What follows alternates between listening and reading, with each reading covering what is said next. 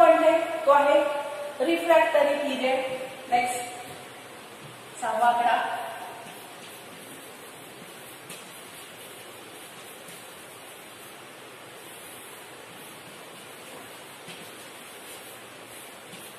पुढचा पॉइंट आहे रिफ्रॅक्टरी पिरियड. आता खरं तर refractory period is a period in which the membrane is repolarized after depolarization. आधी आपण आपल्या पुस्तकापासून जाऊ आणि नंतर मी एक्सप्लेन करेन. Refractory period is a time interval during which nerve fail to respond the second stimulus. काय सांगितलं? Time interval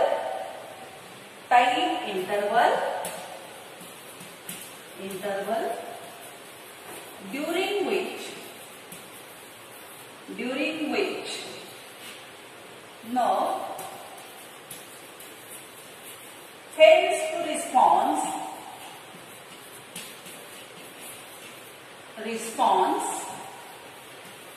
second stimulus. काय शिकतोय आपण? रिफ्रॅक्टरी period. The refractory period is a time interval during which the nerve fails to respond second stimulus. आता हा जो time interval असतो, हा टाइम इंटरवल असतो मिली सेकंदचा. किती असतो तो? मिली सेकंदचा, म्हणजे अतिशय कमी असतो. मग ह्याच्यामध्ये लक्षात घ्या, ह्या टाइम इंटरवल मध्ये आता जसं मी तुम्हाला सांगितलं की ज्यावेळेला एखादा न्यूरॉन इम्पल्स स्टिम्युलस कंडक्ट करत नसेल त्यावेळेला तो पोलराइज स्टेज मध्ये असतो, काहीच करत नाही, शांत आहे. जर तुम्ही त्याला स्टिम्युलस दिला तर तो ती इम्पल्स तयार करून कंडक्ट करतो, म्हणजे तो डिपोलराइज कंडिशन मध्ये जात असतो. आणि इम्पल्स कंडक्ट करून झाली की तो पुन्हा डिपोलरायझेशन मध्ये येत असतो. बरोबर आहे? मग इथं पोलरायझेशन, डिपोलरायझेशन आणि रिपोलरायझेशन, म्हणजे इम्पल्स कंडक्ट करून झाल्यानंतर त्याला कुठल्या फेज मध्ये जायचंय? रिपोलरायझेशन. मग ते रिपोलरायझेशन झाल्याशिवाय तो दुसरी स्टिम्युलस घेऊ शकत नाही आणि त्याच्यामधला जो काही टाइम इंटरवल असतो तो असतो मिली सेकंदचा असतो. लक्षात घ्या. So refractory period is a time interval during which the nerve failed to respond second stimulus. तुम्ही पहिलाच स्टिम्युलस दिलाय, त्याची इम्पल्स अजून जातीये, डिपोलरायझेशन चालू आहे, नंतर रिपोलरायझेशन व्हायचंय, पण तेच व्हायच्या आधी जर तुम्ही दुसरा स्टिम्युलस त्याला दिला तर तो स्टिम्युलस तो न्यूरॉन घेत नाही, कारण त्याचा रिफ्रॅक्टरी पिरियड हा पूर्ण व्हावा लागतो. लक्षात घ्या. अजून थोडंसं एक्सप्लेन करेल मी इथं. असं पहा, साधारण मी तुम्हाला आता सांगितलं की रिफ्रॅक्टरी पिरियड म्हणजे period in which the membrane is repolarise after depolarisation असा शब्द वापरला. मेम्ब्रेन हा डिपोलरायझेशन झाल्यावर रिपोलराइज व्हावा लागतो. बरोबर आहे? म्हणजे इम्पल्स कंडक्ट करून गेली की नंतर तो कसा होता? पहिल्यासारखा होतो, त्याला आपण म्हणतो रिपोलराइज. आणि रिपोलराइज झाल्यानंतरच पुढची इम्पल्स तो स्टिम्युलस तो कंडक्ट करत असतो. If we give the stimulus during that repolarized condition, तो repolarized असताना जर तुम्ही त्याला nerve impulse दुसरी स्टिम्युलस दिली तर nerve cannot be depolarized. कळतंय का नाही मला माहित नाही तुम्हाला हे, कारण हे अजून डिटेल आपल्याला खूप शिकायचंय. फक्त आता एकच लक्षात ठेवा की डिपोलरायझेशन नंतर रिपोलरायझेशन व्हावं लागतं आणि रिपोलरायझेशन व्हायच्या आत जर तुम्ही त्याला स्टिम्युलस दिली तर तो पुन्हा दुसरी इम्पल्स जनरेट करत नाही. आणि हा जो टाइम असतो, रिफ्रॅक्टरी पिरियड असतो, तो किती असतो? तर तो असतो 1 ते 5 मिली सेकंड असतो. किती असतो? 1 ते 5 मिली सेकंड एवढा काय असतो? रिफ्रॅक्टरी पिरियड असतो. ठीक आहे? That is about the refractory period. Next that is a synaptic delay. पुढचे पहा कुठली आहे ती? Synaptic delay. 7वा पॉइंट, 7वी कॅरेक्टर प्रॉपर्टी. सायनॅप्टिक म्हणा किंवा सिनॅप्टिक म्हणा.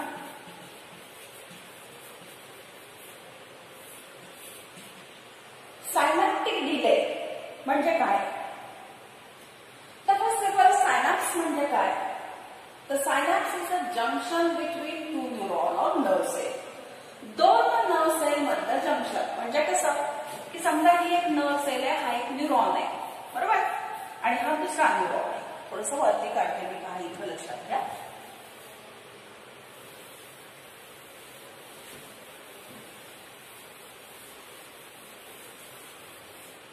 इथंच वरती घेऊ, पण कुठली कॅरेक्टर विषयाची आपल्याला सायनॅप्टिक डिले. 7वा पॉइंट होता डिले. सायनॅप्टिक डिले म्हणजे काय मी सांगितलं, तर पहिल्यांदा आपल्याला पाहिजे सायनॅप्स म्हणजे काय. हा एक न्यूरॉन आहे, बरोबर, आणि हा दुसरा न्यूरॉन. तर हे जे स्पेस आहे, junction between two nerve cell, that is known as a synapse. आणि सायनॅप्टिक डिले म्हणजे काय? The impulse required about 0.3 to 0.5 millisecond, 0.3 to 0.5 millisecond to cross synapse. लक्षात येते का? पहा, सिनॅप्स म्हणजे हे जंक्शन. पुढचा पॉइंट मी काय सांगितला, तर impulse required about 0.3 to 0.5 millisecond to cross that synapse. This is the time,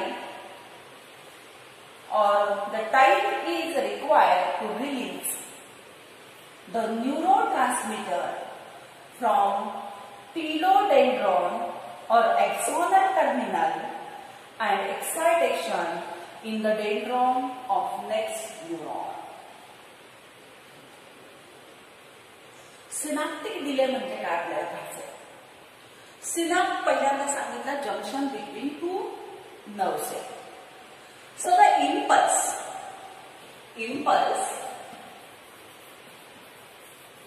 that impulse requires 0.3 to 0.5 millisecond to cross this synapse. Now,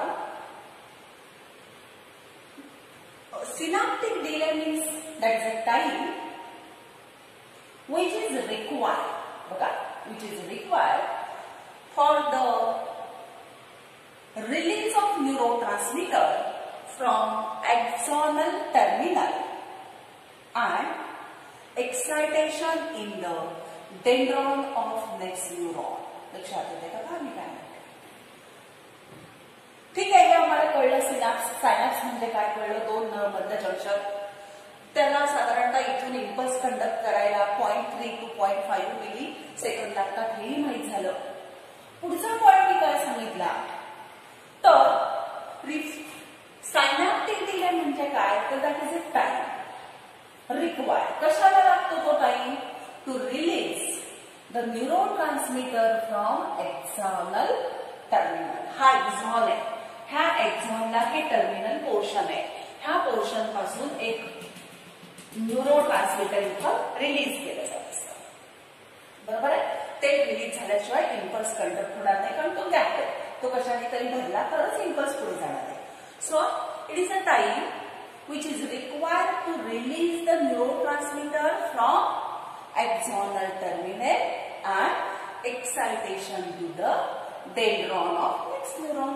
आणि मग हे भरलं की ते एक्साइटेशन कोणाला मिळणार आहे? पुढच्या न्यूरॉनच्या डेंड्रॉनला मिळतं, आणि त्याला आपण काय म्हणतो?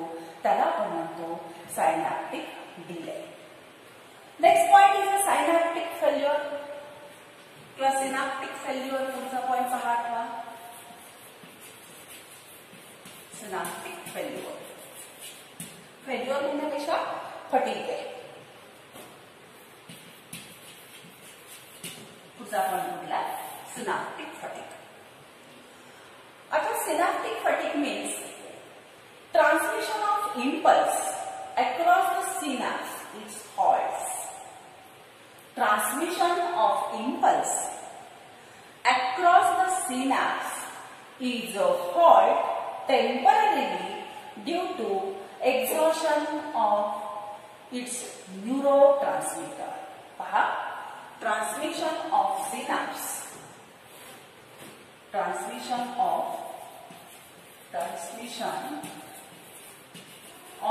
impulse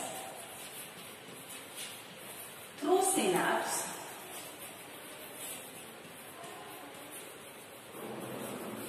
halts temporarily due to exhaustion of neurotransmitter.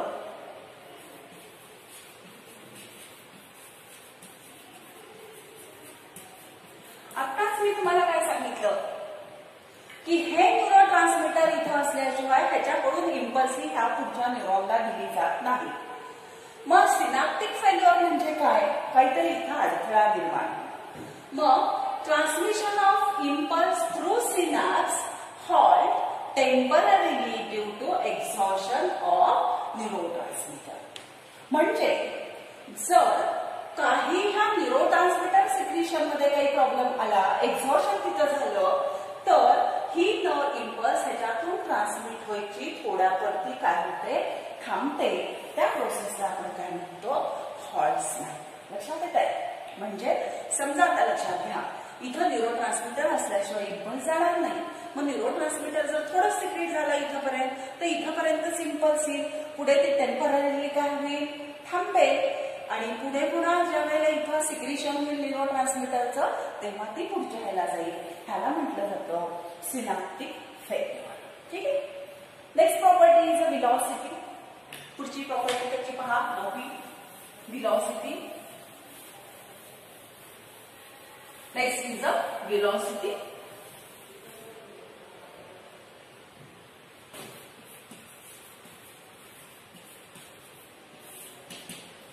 आता व्हेलॉसिटी बद्दल तुम्हाला माहिती की rate of transmission of impulse is higher in a long and thick nerve. Rate of transmission of impulse, rate of transmission of impulse is higher. कोणामध्ये higher आहे म्हटलं मी, that is higher in long and thick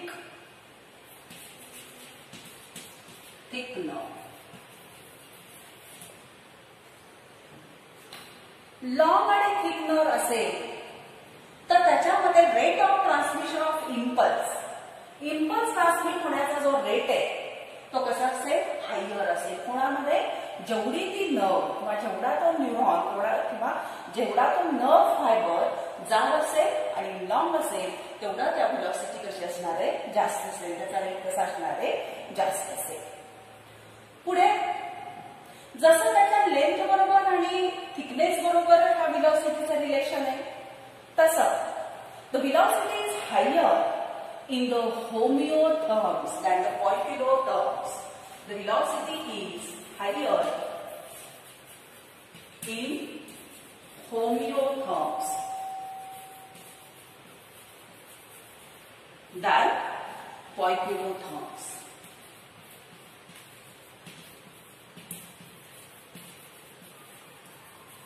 आता होमिओथर्म आणि पॉइक्युलोथर्म म्हणजे काय? होमिओथर्म्स म्हणजे ज्याचं body temperature constant असतं आणि पॉइक्युलोथर्म म्हणजे ज्याचं बॉडी टेम्परेचर बदलतं. म्हणजे ह्याला आपण वॉर्म ब्लडेड म्हणतो, त्याला आपण कोल्ड ब्लडेड म्हणतो. ठीक आहे. मग वॉर्म ब्लडेड मध्ये कोण आपण येतो, कारण आपलं बॉडी टेम्परेचर सराउंडिंग नुसार बदलत नाही.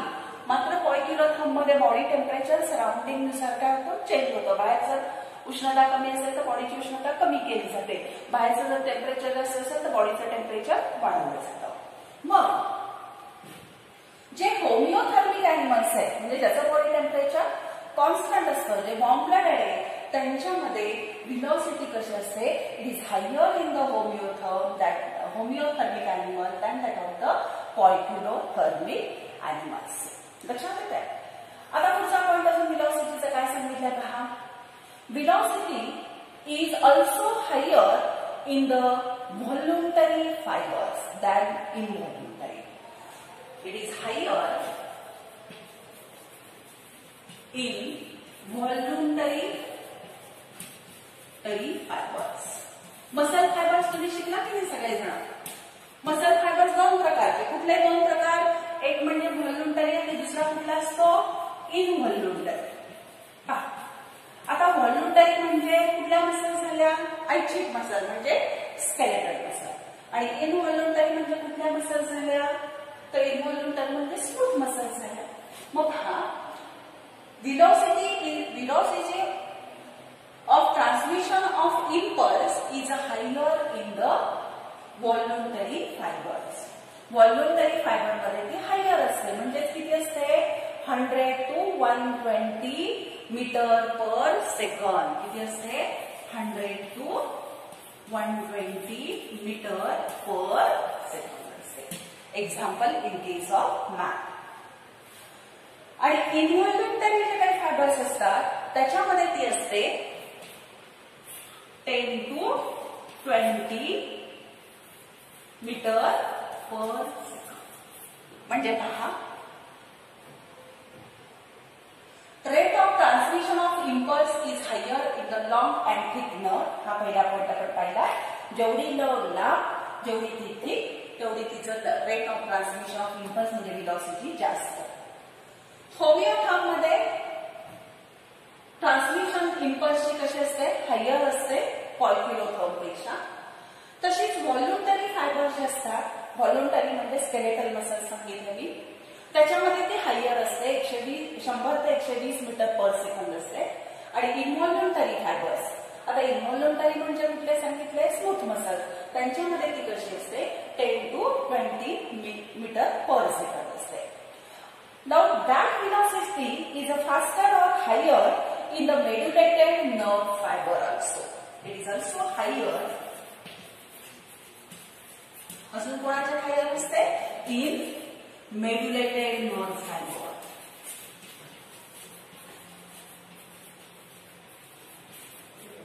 आता medulated nerve fiber आपण शिकलो. medulated nerve fiber म्हणजे कसं? की ज्या एक्सॉन वरती मायलिनची शीट आहे त्याला तुम्ही काय म्हणता? मेड्युलेटेड म्हणता. बरोबर आहे की नाही? आणि मग मेड्युलेटेड नर्व फायबर मध्ये तुम्हाला माहितीये की शीट आहे मायलिनची. आणि मायलिनची शीट कशी आहे? तर इंटरप्ट आहे, त्याला नोड ऑफ रॅम्पियर्स आहे. आणि नोड ऑफ रॅम्पियर असल्यामुळे ती जी इम्पल्स ट्रान्समिट केली जाते ती कशी जाते? फास्टर रेटनी जाते. कोणापेक्षा? नॉन मेड्युलेटेड पेक्षा. आणि एका नोडवरून जम्प करून दुसऱ्या नोडवर, दुसऱ्या नोडवरून जम्प करून तिसऱ्या नोडवर. मग ही जी जम्पिंग मुवमेंट मध्ये, जम्पिंग प्रोसेसने जी काही इम्पल्स कंडक्ट केली जाते तिला आणखीन एक शब्द वापरला जातो, that is known as a saltatory movement also. ते लक्षात ठेवा नाही तर न ठेवा, पण हे लक्षात ठेवा की that velocity is higher in the medullated nerve fibre as the nerve fibre get covered by the myelin sheath. And that myelin sheath is interrupted which forms the nodes of Ranvier, and due to that node of Ranvier there is a faster conduction of impulse than that of the non-medulated nerve fiber. ठीक आहे. आता हे झालं त्याच्या properties बद्दल. किती properties तुम्ही पाहिल्या? साधारणतः 8-9 प्रॉपर्टीज आपण पाहिल्या. तर त्याच्यामध्ये आता पुढचा पॉइंट थोडासा आहे तो मी एक्सप्लेन करते. शेवटची प्रॉपर्टी होती याची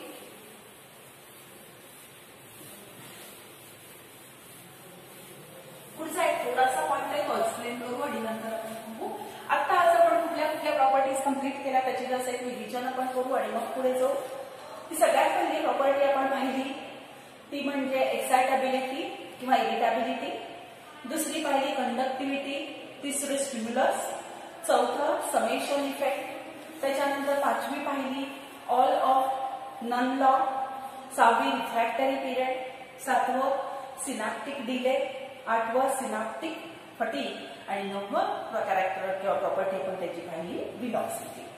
आता पुढचा छोटासा पॉइंट पुस्तकात असा दिलाय की neuron which carry the impulse to the synapse that is known as a pre synaptic neuron. म्हणजे पहा हा एक न्यूरॉन मी इथं काढला, ठीक आहे, आणि हा दुसरा, बरोबर. ह्याला काय म्हणायचं म्हटलं मी? Synapse. Means the junction between two neuron. मग हा सिनॅप्सच्या आधीचा न्यूरॉन म्हणून ह्याला म्हणायचं प्री सिनॅप्टिक न्यूरॉन. काय म्हणायचं? Pre synaptic neuron. आणि हा सिनॅप्सच्या नंतरचा म्हणून ह्याला म्हणायचं पोस्ट सिनॅप्टिक न्यूरॉन. लक्षात येतात? The neuron which carry the impulse toward the synapse, that neuron is known as a presynaptic neuron. ठीक है?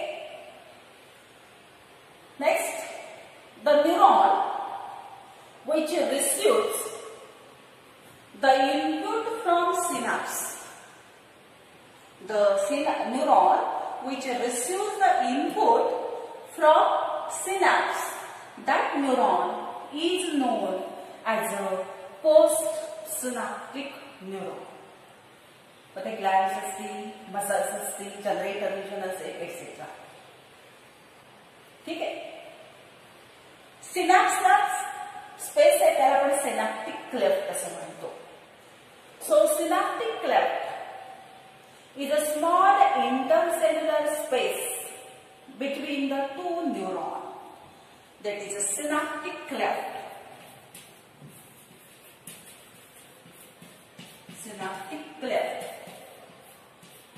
is a space between, or that is a intercellular space between two neurons having a width of about 20 to 30, having a width of about 20 to 30 nanometre. ही width किती असते? 20 to 30 नॅनोमीटरची असते. ठीक आहे. Pre synaptic neuron, post synaptic neuron ही झाली synaptic cleft म्हणजे intercellular space between two neuron आणि त्याची विड्थ किती असते?